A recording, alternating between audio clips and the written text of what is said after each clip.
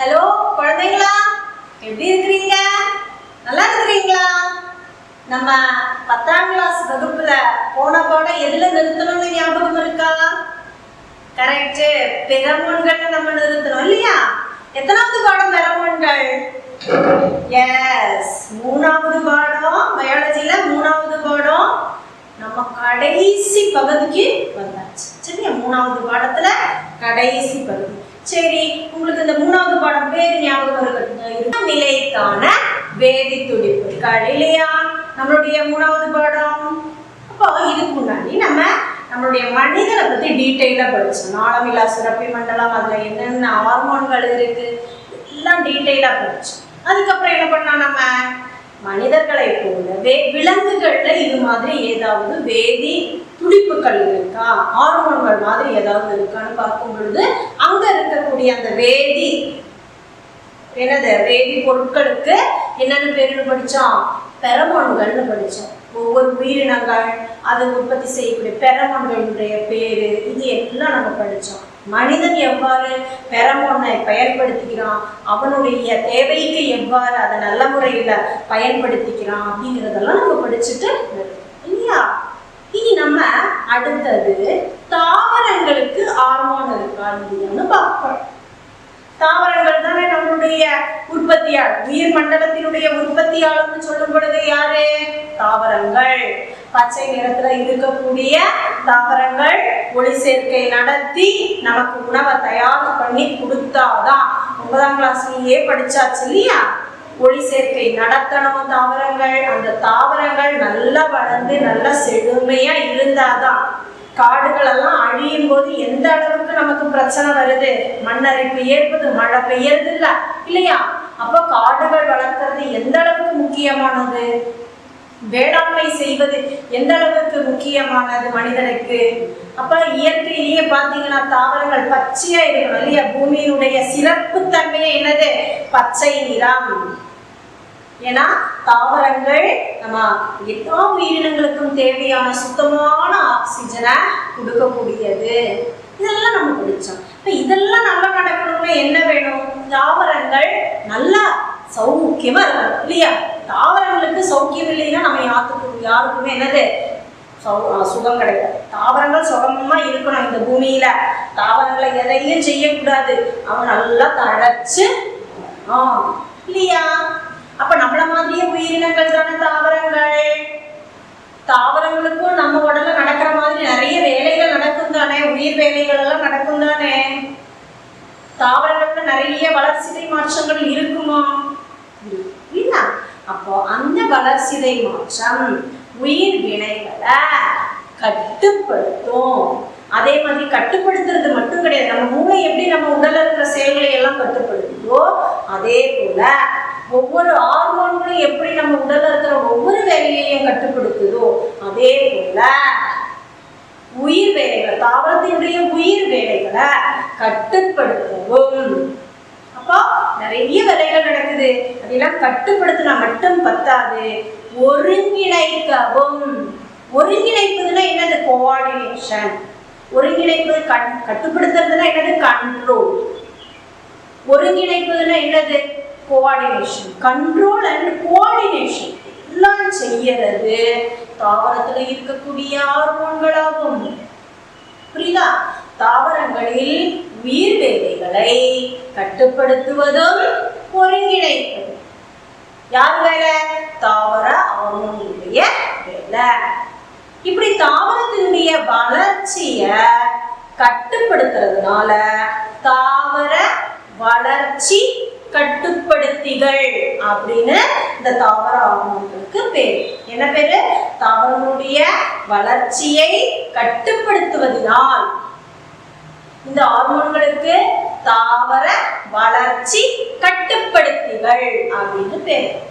தாவர வளர்ச்சி கட்டுப்படுத்திகள் அப்படிங்கிறதுக்கு இங்கிலீஷ்ல என்ன பேரு? Plant growth regulators. Plant growth regulators. பாருங்க, நம்ம இந்த ஃபேன்ல எல்லாம் ரெகுலேட்டர் இருக்கும் தெரியுமா? நம்ம எப்ப சொல்லுவோம்? ரெகுலேட்டர்னு சொல்லுவோம் இல்லையா? இந்த ரெகுலேட்டர் என்ன பண்ணுது? ஸ்பீடு குறைக்கணுமா, நம்ம 1கோ 2கோ குறைச்சிக்கலாம். சரியா? குறைச்சிக்கலாம். ஸ்பீடு நிறைய வேணுமா, 5ல் போட்டு வச்சுக்கணும் இல்லையா? அப்போ நமக்கு தேவையான மாதிரி இந்த ஸ்பீடை கூட்டவும் குறைக்கவும் செய்யணும் இல்லையா? அதே மாதிரி தான் பிளான்ட் growth ரெகுலேட்டர்ஸ் அல்லது தாவர வளர்ச்சி கட்டுப்படுத்திகள்ங்கிற இந்த ஹார்மோன்கள் வளர்ச்சியை கூட்டணுமா, வளர்ச்சியை கூட்டிக்கலாம். வளர்ச்சியை குறைக்க வேண்டிய இடத்துல வளர்ச்சியை குறைக்கணும். புரியுதா?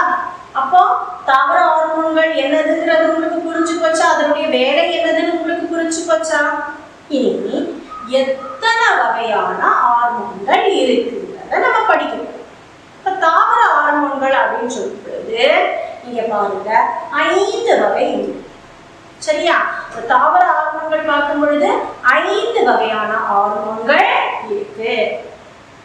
பாருங்க, ஃபர்ஸ்ட் ஹார்மோன் பேர் என்னவா இருக்கு? ஆக்சின். என்ன பேரு? ஆக்சின். முதல் ஹார்மோன் பேர் என்னதுடா? ஆக்சின். ரெண்டாவது ஹார்மோன் பேர் என்னது? சைட்டோகினின். என்ன பேரு? சைட்டோகினின். மூணாவது ஹார்மோனுக்கு பேர் பாரு கிபரெலின். முதல் ஹார்மோனுக்கு பேர் என்னது? ஆக்சின். கூடவே சொல்லி பாருங்க, சொல்றதுக்கெல்லாம் புதுமையா இருக்கும். அதனால நீங்க தைரியமா இந்த ஹார்மோன் பாடத்தை படிக்கும்போது சொல்லி சொல்லி பார்த்துக்கணும். Auxin, cytokinin, gibberellin. பின்ன இருக்கிறது பாருங்க, 4வது ஹார்மோன் பேர் என்ன பாருங்க? ஆப்சிசிக் அமிலம். ஆப்சிசிக் அமிலம், இங்கிலீஷ்ல ஆப்சிசிக் ஆசிட். கடைசியா இருக்கிறது எத்திலின். புரியுதா? எத்தனை ஹார்மோன் இருக்கு டோட்டலா சொல்லுங்க பார்க்கலாம். பிளான்ட் growth ரெகுலேட்டர்ஸ் 5 எல்லாம் உண்டு.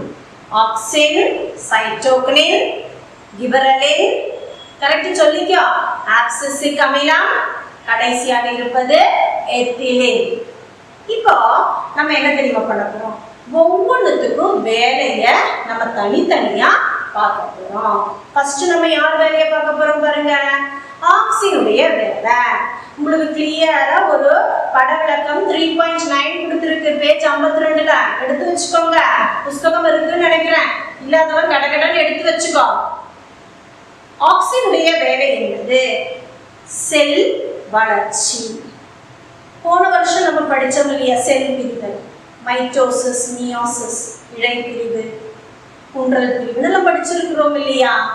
அப்ப பாருங்க, இந்த செல் வளர்ச்சியை கட்டுப்படுத்தக்கூடிய முக்கியமான வேலையை செய்யறது ஆக்சின். வளரணும் இல்லையா? ஒரு உயிரினம் வளரணும்னாலே என்ன? செல்கள் எல்லாம் வளர்ச்சி பெற வேண்டும். செல்கள் எல்லாம் வளர்ச்சி பெற வேண்டும், பிரிவடைய வேண்டும், நீளமாகணும் இல்லையா? இந்த மாதிரி நிறைய வேலைகள் உண்டு செல்கள்ல. செல் பிரிதல் மட்டும் கிடையாது, செல் வளர்ச்சி, செல் நீளமா இருக்கணும். பாருங்க அடுத்த பாயிண்ட் பாருங்க, செல் வளர்ச்சிக்கு அப்புறம் அது செல் நீளுதல். வளர்ந்தா மட்டும் போதுமா? நீளமா இருக்கும், ஹைட் வைக்க வேண்டாமா? செடிகள்லாம் உயரமா வளர வேண்டாமா? சிலதெல்லாம் குட்டி குட்டியா இருக்கும், சிலதெல்லாம் உயரமா வளரணும். அப்போ செல் நீளுதல், அதையும் கட்டுப்படுத்துறது இந்த ஆக்சினுடைய வேலை. இனி அடுத்தது பார்த்தீங்கன்னா நுனி மொட்டுக்களின் வளர்ச்சி. இந்த நுனி மொட்டுக்கள்னா என்னது? Apical region. அப்பிக்கல் ரீஜியன் எல்லா நுனிப்பகுதியும், தாவரத்தினுடைய தண்டுல இருக்கக்கூடிய எல்லா நுனிப்பகுதியும் அப்பிக்கல் ரீஜியனும், அந்த ஏரியால இருக்கக்கூடிய வளர்ச்சியை கட்டுப்படுத்துறது ஆக்சின். இனி பாருங்க, கனிகள் உருவாதல். கனிகள்னா என்னது? ஃப்ரூட்ஸ் இல்லையா? நல்லா பழுத்து, நல்ல மாம்பழம் நல்லா பழுக்கணும், அதுமாதிரி பலாப்பழம் பழுக்கணும், பழம், கொய்யாப்பழம் பழுக்கிறது. சரியா? கனிகள் உருவாதல், அதெல்லாம் உருவாச்சுன்னா தான் பழுத்து நம்ம எல்லாம் ருசிக்க முடியும் இல்லையா?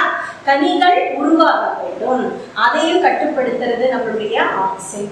பாருங்க, ஆக்சின் வேலை என்னதுன்னு சொல்ல பாத்துங்க, செல் வளருதல், செல் நீளுதல், அதுக்கப்புறம் நுனி மொட்டுக்களின் வளர்ச்சி, கனிகள் உருவாதல். இது எல்லாம் கண்ட்ரோல் பண்றது யாரு வேலை? ஆக்சின் என்ற நம்முடைய இந்த ஹார்மோனுடைய வேலை. இனி அடுத்தது பாருங்க, சைட்டோகினினை பத்தி படிக்கணும். சைட்டோகினின் எப்படி தெரியுமா? இந்த ராமலட்சுமணன் மாதிரியா இருக்கும். ஆக்சின், சைட்டோகினின், இவங்க 2 பேரும் சேர்ந்து வேலை செய்யும். சொல்லி வரும்போது உங்களுக்கே புரியும். சைட்டோகினின் வேலை என்னது பாருங்க? செல் பிரிவடைதல், செல் டிவிஷன்.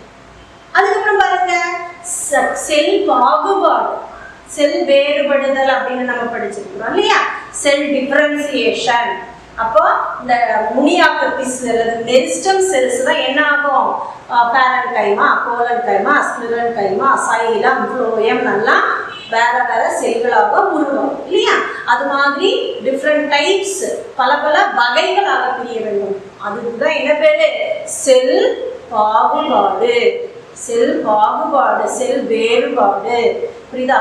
செல் பிரியணும், செல் பாகுபாடு அடைய வேண்டும், அதுக்கப்புறம் செல் வளர்ச்சி. இப்ப ஏன் அண்ணன் தம்பி மாதிரின்னு சொன்னா உங்களுக்கு புரிஞ்சுதா? ஆக்சினும் சைட்டோபினினும் ரெண்டு பேரும் ஒண்ணா இணைஞ்சு வேலை செஞ்சாதான் செல்கள் நல்லா வளர்ச்சி அடைய முடியும். புரிஞ்சுதா? அப்ப சைட்டோபினின் வேலை என்னது வருடா? செல் பிரிவடைதல், செல் பாகுபாடு, அதுக்கப்புறம் கடைசியா என்ன படிச்சோம்? செல் வளர்ச்சி. அப்போ ஆக்சினை பத்தி படிச்சு முடிச்சாச்சு, சைட்டோபினினை பத்தி படிச்சு முடிச்சாச்சு. அடுத்தது நம்ம படிக்க போறது கிப்ரெலின். என்ன ஆகும்னு கேட்டீங்கன்னா, இந்த சேமித்த உணவை சிதைவுறுத்தி விதைகளை முளைக்க வைக்க உதவுது. சேமித்த உணவு எங்க இருக்கும்? விதைக்குள்ள. விதைக்குள்ள ஏன் இந்த உணவை சேமிக்குது? ஏன்னா இந்த விதைய ஊனி இலை வர வர இதுக்கு உணவு கிடையாது. ஏன்னா அந்த பச்சை இலை வந்ததுக்கு அப்புறம் தான் ஒளி சேர்க்கை நடத்தி அது உணவை உற்பத்தி செய்யும் இல்லையா? அப்போ சேமித்த உணவை சிதைவுறுத்தி உள்ள இருக்க ஸ்டோர் பண்ணி வச்சிருக்கு. அந்த பட்டாணி செடியில ரெண்டு அந்த பருப்பு இருக்கு பத்தியா, அதுல நிறைய உணவு அப்படியே சேமிச்சு வச்சிருக்கு. அதைய சிதைவுறுத்தினாதான் என்ன ஆகும்? அந்த உணவை யூஸ் பண்ண முடியும். புரிச்சுதா? அந்த விதைய முளைக்க வைக்கணும். இது சிதைவுறும் பொழுதுதான் அது முளைக்கும். புரிச்சுதா? நீ யோசிச்சுப்பாரு, நம்ம ஸ்கூல்ல வந்து இந்த வெண்டைக்காய் செடி விதை, கத்திரிக்காய் விதை, கீரை விதை எல்லாம் கொடுக்குறாங்க பார்த்தீங்களா? சீட்ஸ்ல நமக்கு கொடுக்குறாங்க பார்த்தீங்களா? எல்லாம் பேக்கெட் போட்டு வச்சிருக்கிறாங்க. அந்த சமயம் அங்க எல்லாம் எப்படி இருக்கு? இந்த விதை முளைக்குதா? இல்லை. நம்ம கரெக்டா நம்ம மண்ணுல போட்டு தண்ணி எல்லாம் தடிச்சு விடுற சமயத்துல உள்ள என்ன வேலை நடக்குது? ஃபர்ஸ்ட் கிப்ரெலின் உற்பத்தி ஆகுது. புரியுதா? உள்ள எது ஃபர்ஸ்ட் நடக்குது? தண்ணி எல்லாம் கழிச்சு விடும் பொழுது உள்ள இருக்கிற அந்த உணவு இருக்கு பத்தியா, உணவு ஆக்சிஜன் கூட செஞ்சு அப்படி மூச்சு விட ஆரம்பிக்கும். செல் சுவாசம் நடத்தணும். செல் சுவாசம் நடத்தும் போது அதுக்கு கூடவே என்ன நடக்கும்? கிப்ரெலின் உருவாகும். இந்த கிப்ரெலின் உருவான உடனே என்ன ஆகும்? அங்க உள்ள இருக்கிற உணவை எல்லாம் யூஸ் பண்ணி வளர. இந்த வளர்றதுன்னா என்னது? இந்த விதை முளைக்கும். விதை வளர்றது அப்படின்னு சொல்லும்போது என்ன? விதை முளைக்கும். இந்த வேலையை கட்டுப்படுத்துறது யார் வேலை? கிப்ரெலினுடைய வேலை. அது மட்டும் பத்தாது, இலை அப்படி விரிஞ்சு வர வேண்டாமா? இல்லையா?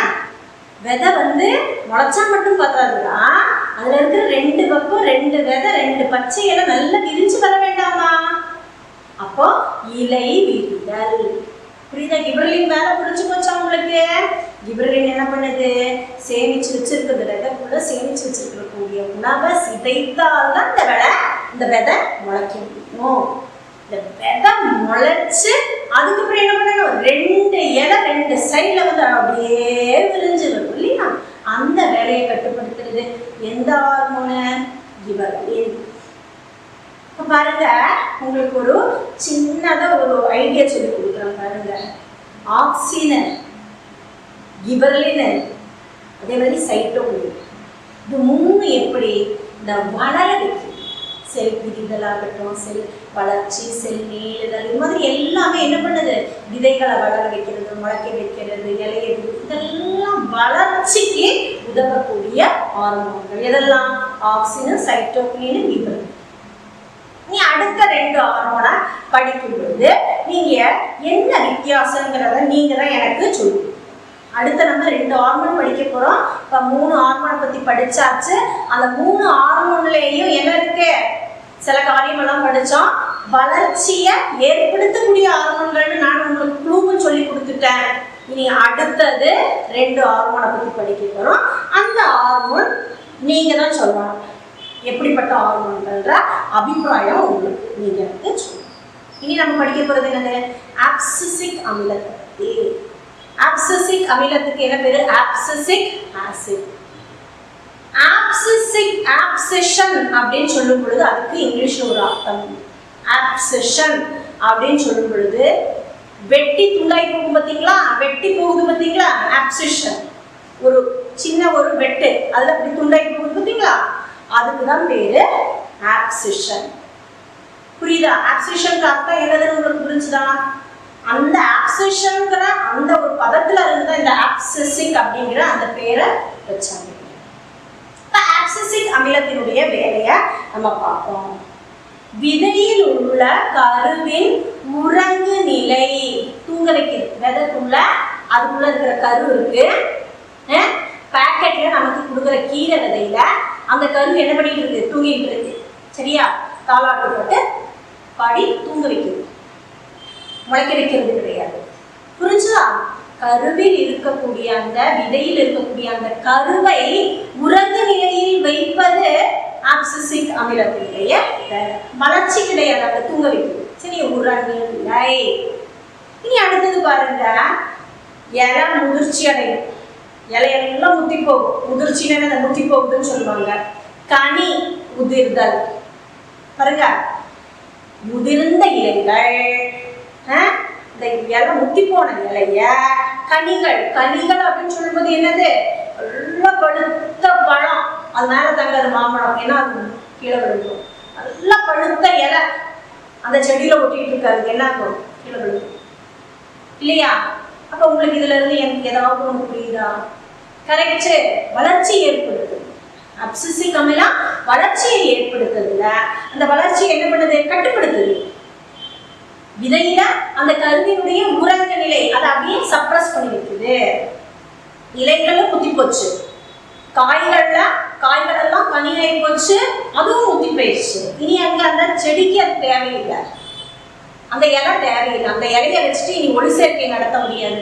அந்த இலை ஃபுல்லும் வேஸ்ட் மெட்டீரியல்ஸ் ஆகும். தேவையில்லாத பொருட்கள் எல்லாம் அந்த பழுத்த இலையில தான் இருக்கு. அது வேணுமா? வேண்டாம், அதையே கீழே போட்டாச்சு, இயற்கையே போட்டாச்சு. இனி காய் பச்சையா இருக்கும் போதெல்லாம் அப்படியே மரத்திலே தான் ஒட்டிட்டு இருக்கு. ஆனா காய் வந்து கனியாகி பழுத்து முடிஞ்சு போச்சு. உள்ள இருக்கிற கொட்டையெல்லாம் ரெடி. எதுக்கு ரெடி? புதுசா ஒரு செடி முளைக்கிறதுக்கு ரெடி ஆயாச்சு. அப்ப இனி அந்த மரத்துக்கு அந்த பழுத்த அந்த கனி வேணுமா? வேண்டாம். உடனே என்ன பண்ணுது? அதையும் கீழே போட்டாச்சு. அப்ப இந்த அறுத்து போடுறதுக்கு ஏதாவது ஒண்ணு வேண்டாமா? அந்த அறுக்கக்கூடிய அந்த ஹார்மோனாக வேலை செய்வது இந்த ஆப்சசிக் அமிலம். ஆப்சசிக் அமிலத்தினுடைய வேலையை சொல்லி பார்ப்போமா? அதாவது விதைக்குள்ளே இருக்கக்கூடிய கருவை உறங்கு நிலையில் வைப்பது ஆப்சசிக் அமிலத்தினுடைய வேலை. முற்றிய இலைகள், கனிகள் இதையெல்லாம் உதிர செய்வது, அந்த மரத்திலிருந்தோ தாவரத்திலிருந்தோ தாவர உடலில் இருந்தோ உதிர செய்வது நம்முடைய ஆப்சசிக் அமிலத்தினுடைய வேலை. புரிஞ்சுதா? வித்தியாசம் இருக்கு இல்லையா? நான் சொன்ன 3 ஹார்மோன்களுக்கு இதுக்கு வித்தியாசம் வந்து போச்சு. இனி அடுத்தது எத்திலின் வேலையை பார்ப்போம். எத்திலின் என்பது வாயு வடிவில், கேஸ் வடிவில் இருக்கக்கூடிய ஹார்மோன். புரியுதா? எத்திலின் என்பது வாயு வடிவில் இருக்கக்கூடிய ஒரு தாவர ஹார்மோன், கேஸ் வடிவத்தில் இருக்கக்கூடியது. இலைகளும் பழங்களும் முதிர்தல். மாங்காய்லாம், மாங்காய் பொறிக்கிறவங்க எல்லாம், மாங்காய் அடிக்கிறவங்க கொண்டு போயிருப்பாங்க. அவங்க என்ன பண்ணுவாங்க? அதைய வந்து கல் வச்சுட்டோ இல்லையா தேவையான அளவுல அவங்க எதையாவது வச்சுட்டு ஒன்று பழுக்க வைப்பாங்க. பார்த்தீங்க, கல் வச்சு பழுக்க வைக்கிறது. நம்மளே கூட என்ன பண்ணுவோம்? பிளாஸ்டிக் வந்து சூடா இருக்கிற இடத்துல வைப்போம், சில பிளாஸ்டிக் கவருக்குள்ள வச்சுப்போம் இல்லையா? இலைகளையும் அதே மாதிரி என்னது பழங்களையும் பழுக்க வைக்கும். புரியுதா? முதிர்ச்சி அடைய வைக்கிறது. பழுக்க வைக்கிறதுனா என்னது? முதிர்ச்சி அடைய வைக்குது. அதே மாதிரி இது ரொம்ப அதிகமாகும் பொழுது என்ன ஆகும்? எத்தனை ரொம்ப அதிகமாகும் போது என்ன ஆகும்? இலையும் அதே மாதிரி கனிகளும் முதிர்ந்து போகும். கரெக்டா? எல்லாம் பழுத்தாதானே உதிர முடியும். அப்ப உதிர்வதற்காகவும் இந்த எத்திலின் உதவியாக இருக்கிறது. இலைகள், பழுத்து போன இலைகள், பழுத்து போன கனிகள் இதெல்லாம் உதிர வைப்பதற்காகவும் இந்த எத்திலின் உதவியாக இருக்கிறது. ஆப்சிசிக் அமிலத்தினுடைய கூடவே இது வேலை செய்யுது. எத்திலின் என்ன வடிவத்துல இருக்கு? வாயு வடிவத்துல இருக்கு. அப்ப எத்திலினுடைய வேலை என்னது? இலைகளும் பழங்களையும் முதிர செய்கிறது, முத்த வைக்குது. புரியுதா? நல்லா மெச்சூராக வைக்குது. இனி இது நல்லா முத்தி போய் நல்லா பழுத்து போச்சுன்னா இலைகளும் பழங்களும் என்ன ஆகும்? உதிர்ந்து போகும். இப்ப ஆப்சிசிக் அமிலமுடைய வேலை செய்யும். இப்ப முதல் சொன்ன 3, அதாவது ஆக்சின், சைட்டோகினின், கிப்ரலின், இதெல்லாம் வளர்ச்சியை, தாவர வளர்ச்சியை ஏற்படுத்துகிறது. அதே சமயத்துல இந்த ஆப்சிசிக் அமிலமும் இந்த எத்திலினும் என்ன பண்ணுது? இந்த வளர்ச்சி கொஞ்சம் குறைய வைக்குது, குன்ற வைக்குது இல்லையா? வேண்டாத பொருட்களை எல்லாம் இல்லையா தாவர வளர்ச்சியை குன்ற வைக்கக்கூடிய ஹார்மோன்கள். இவை 5மே இயற்கையாக தாவரங்களுடைய உடல்ல சுரக்கக்கூடிய, அது ஒரு இலை விதை தாவரமாச்சினாலும் சரி, இருவிதை இலை தாவரமாச்சினாலும் தாவரங்களுடைய உடல்ல இருக்கக்கூடிய ஹார்மோன்கள் இந்த 5 வகைகள். புரியுதா உங்களுக்கு? அட்டவணை 3.4 இருக்கு பார்த்தீங்களா நம்மளுடைய புஸ்தகத்துல? அட்டவணை 3.4 நம்மளுடைய போர்டுல கொடுத்த மாதிரி நேரத்துல இருக்கக்கூடிய பட விளக்கம் இருக்கு இல்லையா? பட விளக்கம் 3.9 அதுல இருக்கக்கூடிய பாயிண்ட்ஸ் எல்லாம் எடுத்து நமக்கு தந்திருக்கிற இந்த ஒர்க் ஷீட் அட்டவணை 3.4 நீங்க என்ன பண்றீங்க? கம்ப்ளீட் பண்றீங்க. இந்த காமிச்சிருக்கிற மாதிரியே நீங்க அதுல இருந்து ஹார்மோன் பேர்களை, கொடுக்காத பேர்களை எல்லாம் எடுத்து செலக்ட் பண்ணி எழுதுறீங்க. வேலைகளை எல்லாம் அதுல இருந்து பார்த்து நீட்டா உங்களுடைய பயாலஜி நோட்ல இந்த போட்டுக்கிற மாதிரியே, போர்ட்ல போட்டுக்கிற மாதிரியே நீங்க எழுதி வைக்கணும். புரிஞ்சுதா? எப்படி எதை ரெஃபர் பண்ண முன்னாடி நம்ம படிச்சோம் பார்த்தீங்களா? அந்த பட விளக்கத்தையே நீங்க ரெஃபர் பண்ணணும். எழுதி வச்சுப்பீங்க இல்லையா? ஓகே. இனி நம்ம அடுத்தது செயற்கை ஹார்மோன்களை பத்தி படிக்க போறோம். செயற்கை ஹார்மோன்கள் சுத்தமாக மனிதனுடைய சொந்த சுயநலத்திற்காக பயன்படுத்தக்கூடிய ஹார்மோன்கள். மனுஷனுக்கு எதெல்லாம் தேவையோ அது எல்லாம் மனுஷனுடைய சுயநலமாக தான் கருத முடியும். அதே போல செயற்கை ஹார்மோன்கள் அப்படின்னு சொல்லும் பொழுது என்னது? மனிதனுடைய சுயநலம் தான் அதுல இருக்கக்கூடிய முக்கியமான குறிப்பு. சரியா? பசுமை புரட்சி எல்லாம் சொல்லிக்கிறோம், ஆனா நமக்கு எது தேவையோ நம்ம அதை தேர்ந்தெடுக்கிறோம். புரிஞ்சுதான் நான் சொல்றது? இனி அதுல ஆக்சின் வகைகளை நம்ம யூஸ் பண்ணணும். இப்ப இங்க இருக்கக்கூடிய ஆக்சின் வகைகள் அப்படின்னு சொல்றது நேரா போய் தாவரத்துல இருந்து அதுல இருக்கிற ஆக்சினை நம்ம எடுக்கிறது கிடையாது. ஆக்சினை போல வேலை செய்யக்கூடிய பிற வேதிப்பொருட்களை நம்ம செலக்ட் பண்ணிக்கணும். புரிஞ்சுதா? நீங்க என்ன டீச்சர் சொல்றீங்க? அந்த ஆக்சின் இந்த ஆக்சின், அந்த ஆக்சின் செய்யக்கூடிய வேலைகளை நம்மளுடைய செயற்கை ஹார்மோன்களும் செய்யும். இந்த ஆக்சினை மாதிரி இருக்கக்கூடிய செயற்கையான அந்த வேதிப்பொருட்கள் இருக்கு, அந்த கூட்டு பொருட்களை நம்ம தேர்ந்தெடுத்து நம்ம ஆக்சினை போல பயன்படுத்தும். அதுதான் செயற்கை ஹார்மோன். அதுல இருக்கிறது அதை அப்படியே நம்ம எடுக்க முடியாது. அப்போ அந்த வேலையை செய்யக்கூடிய அந்த கூட்டுல இருக்கக்கூடிய வேதிப்பொருட்களை நம்ம தேர்ந்தெடுத்து நம்ம அதே மாதிரி நம்ம தேவையான இடத்துல வேலையை செய்ய வச்சுக்கணும். அதனாலதான் நம்ம இந்த முதல் செக்ஷனா செயற்கை ஆக்சின்களை பத்தி நம்ம படிக்கிறோம்.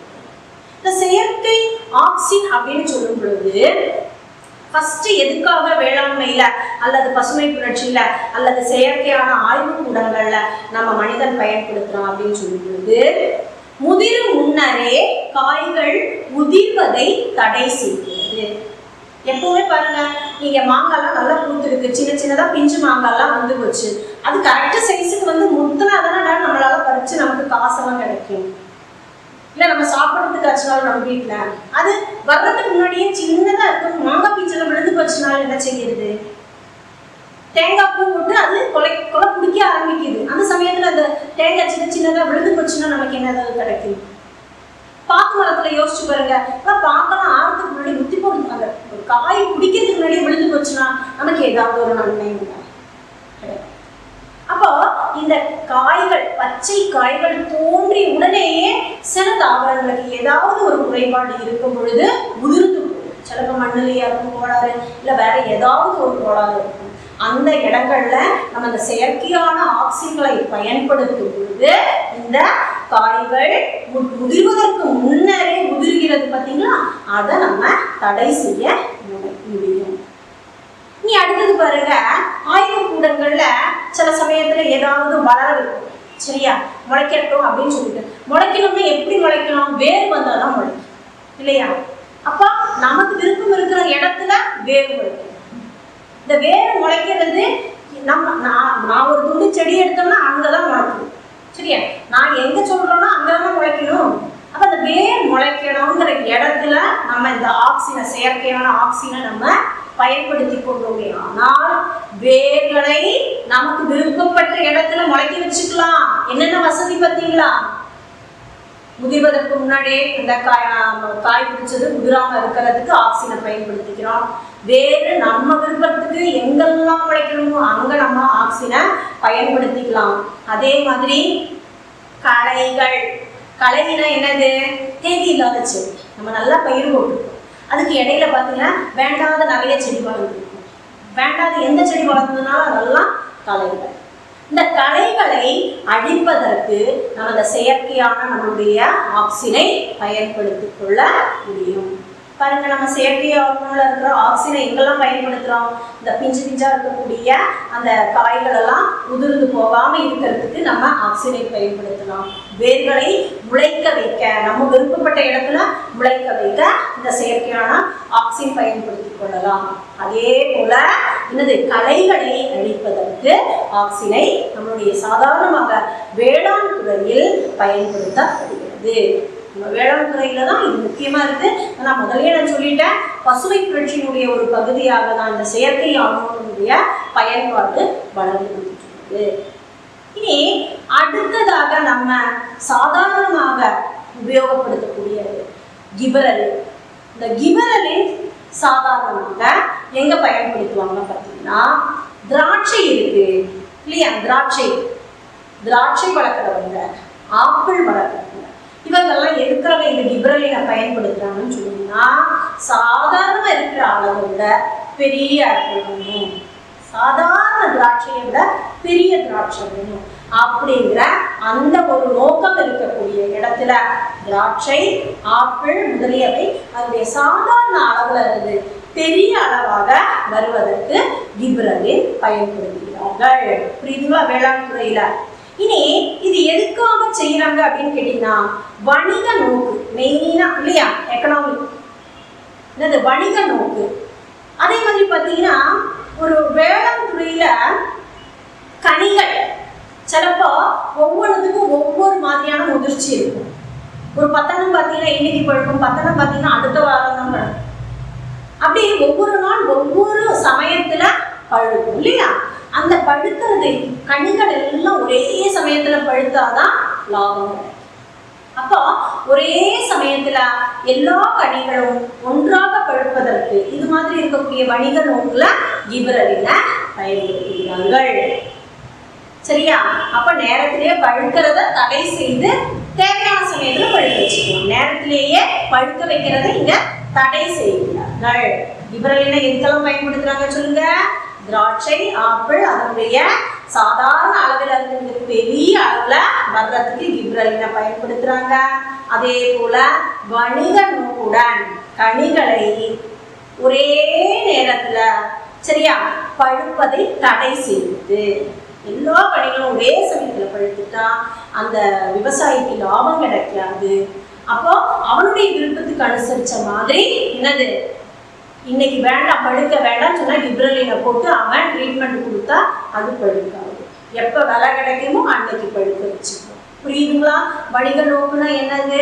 நான் முதல் சொன்ன திராட்சை, ஆப்பிள் பெருசாக்குறது வணிக நோக்கு தான். இந்த கனிகளை பழுக்கிறத தடை செய்வதும் வணிக நோக்கு தான்.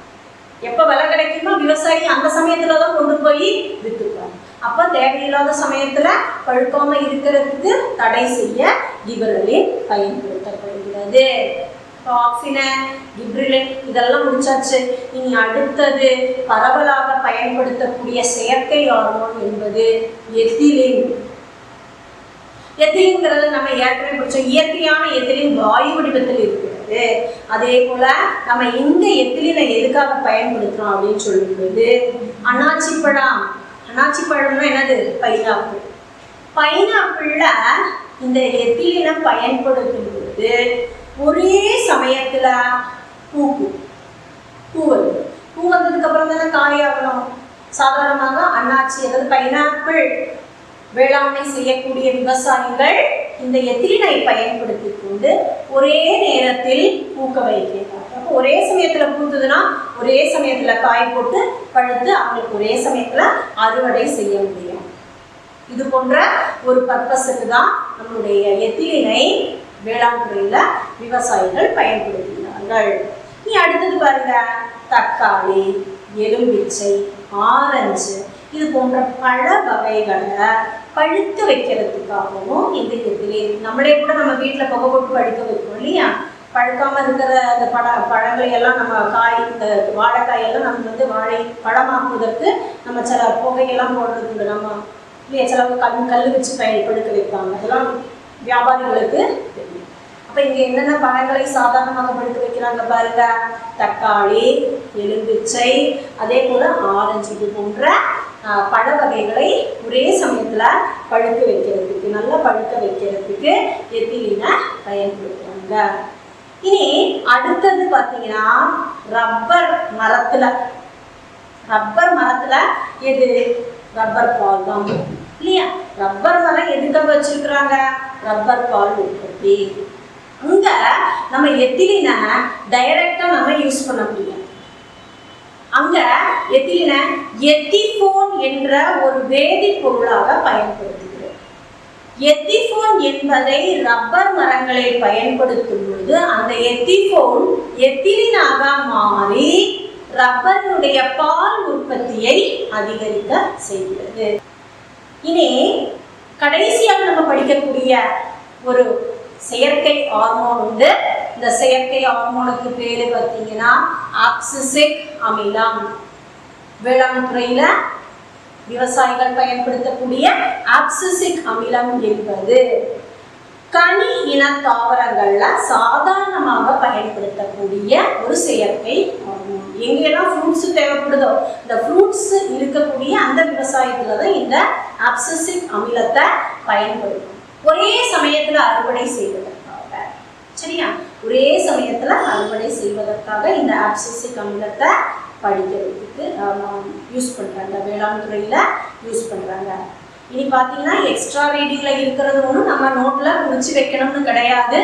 அப்போ செயற்கை ஹார்மோன்கள் அப்படிங்கிற ஒரு செக்ஷன் வரும்பொழுது நம்ம இங்க இருக்கக்கூடிய ஆக்சின், கிபரலின், எத்திலின், ஆப்சிசிக் அமிலம்ங்கிற இந்த 4 பாயிண்ட்ஸ் இருக்கு பார்த்தீங்களா, அதை நம்ம நோட் பண்ணி எடுத்து வச்சாலே தாராளமாக நம்ம எக்ஸாமுக்கு நல்லா மார்க் வாங்க முடியும். இந்த ஏரியா ரொம்ப ரொம்ப முக்கியமானது. எக்ஸாம் பாயிண்ட் ஆஃப் வியூ உங்களுக்கு கண்டிப்பாக இதுல இருந்து கொஸ்டின்ஸ் வரும். சமநிலைக்கான வேதிக்குறிப்புகள்ன்ற பாடம் நம்முடைய செயற்கை ஹார்மோன்களோடு முடிவடைகிறது. இதுல இருந்து நம்ம என்ன படிச்சோம்னு நமக்கு என்ன புரிஞ்சிருக்கு சோஃபா, இந்த 3 பாடம் படிச்சு முடிச்சுட்டு நம்ம குழந்தைங்க பயாலஜி குழந்தைங்களுக்கு 10ஆம் கிளாஸ்ல என்ன புரிஞ்சிருக்கு அப்படின்னு கேட்டீங்கன்னா, மனிதர்கள்ல மட்டும் கிடையாது, விலங்குகள்லையும் தாவரங்கள்லையும் எல்லாத்துலேயுமே எல்லா வேலைகளையும் ஒருங்கிணைக்கவும் கட்டுப்படுத்தவும் எல்லாம் நமக்கு தேவையான அமைப்புகள் இறைவனானவன் இயற்கையாகவே நமக்கு கொடுத்துருக்குறாங்க ஒரு விவரமாகவும் நமக்கு கிடைச்சிருக்கு. சரியா, பயாலஜி படிக்கிறவங்க ரொம்ப ரொம்ப இயற்கையை நேசிக்கக்கூடியவர்களாக இருப்பாங்க. இயற்கை தான் நமக்கு கொடுக்கு, இயற்கை தான் இறைவன். சரியா, அப்போ இறைவனானவன் எல்லா அமைப்பையும் நமக்கு கரெக்டா கொடுத்துருக்கிறாரு. அதையே நம்ம இந்த ஒரு காலகட்டத்துல பாதுகாப்பாக வைக்க வேண்டியது நம்மளுடைய வேலையாகும். ரொம்ப ரொம்ப பத்திரமா இருக்கணும். தேவையில்லாத இடங்களுக்கு படிக்கிற வேலையை, மற்ற வேலையை விட்டுருங்க, படிக்கிற வேலையை செய்யுங்க நல்லா. சரியா, மற்ற வேலையை விட்டுருங்க. அப்போ போய் அடுத்த கிளாஸ்ல உடனே ஓகேவா.